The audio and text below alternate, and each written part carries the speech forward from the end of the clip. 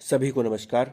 यह डिक्टेशन त्रिमूर्ति short hand academy के द्वारा दी जा रही है, जो कि एक संसदीय मैटर है और आपके लिए पूरी तरीके से नया है।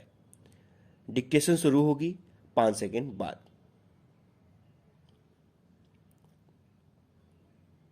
यस महोदय, पिछले वर्ष जुलाई में जब मैंने संसद में अभिभाषण किया था, उसके बाद विश्व में घटनाएं बड़ी तेजी से बदल रही हैं। बीच का यह समय भारत की विदेश नीति के लिए अत्यधिक व्यस्ततापूर्ण रहा है। सरकार की विदेश नीति की प्राथमिकताएं भारत की एकता और प्रादेशिक अखंडता बनाए रखना है, ताकि हम अपने क्षेत्र में स्थिरता और शांति का स्थायी वातावरण तैयार करके अपनी भौगोलिक और राजनीतिक सुरक्षा सुनिश्चित कर सकें और विदेशों में स्वस्थ आर्थिक वातावरण बना सकें। अपनी जनता के आर्थिक कल्याण के अनुकूल एक संरचना का निर्माण कर सकें।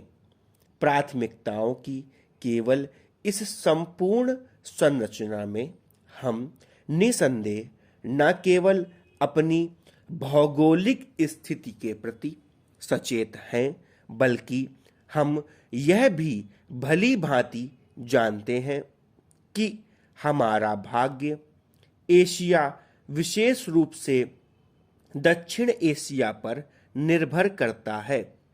भारत में बहुत पहले 1947 में ही आयोजित किया गया प्रथम एशियाई संबंध सम्मेलन इस तथ्य का प्रमाण है कि यह आरंभ से ही स्वतंत्र भारत की विदेश नीति का आधार स्तंभ रहा है। भारत की नीतियां इस प्रकार बनाई गई हैं कि वे पुनरुत्थानशील एशिया के अनुकूल हों, क्योंकि हमें आशा है कि 21वीं शताब्दी एशिया की शताब्दी होगी।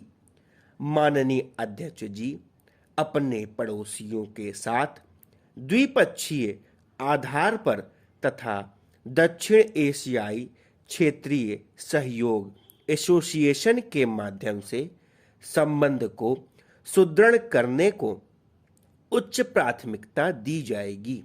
हमें आशा है कि पिछले दिसंबर में कोलंबो में बुलाए गए दक्षेस शिखर सम्मेलन से दक्षेस के ढांचे के अंतर्गत आने वाले दक्षिण एशियाई देशों में और आर्थिक सहयोग बढ़ेगा।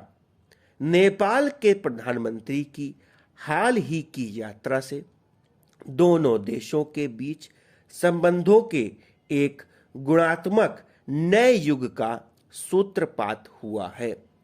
इसके परिणाम स्वरूप सहयोग के महत्वपूर्ण द्वार खुलेंगे, जो हमारे उन संबंधों की अभूतपूर्व निकटता को मजबूती प्रदान करेंगे, जो नेपाल में बहुदलीय लोकतंत्र का आविर्भाव होने से सुदृढ़ हुए हैं।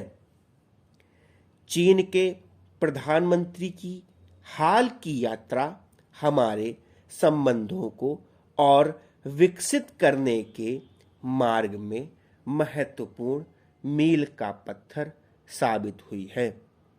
हमने उच्चतम स्तर पर द्विपक्षीय, क्षेत्रीय और अंतर्राष्ट्रीय मुद्दों के संबंध में विचारों के आदान प्रदान के द्वारा अपनी समझबूझ को बढ़ाया है।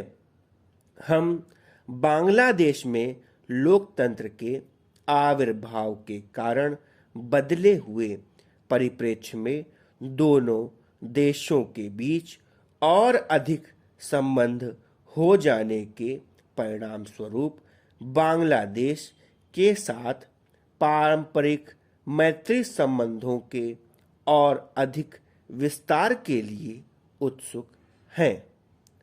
धन्यवाद।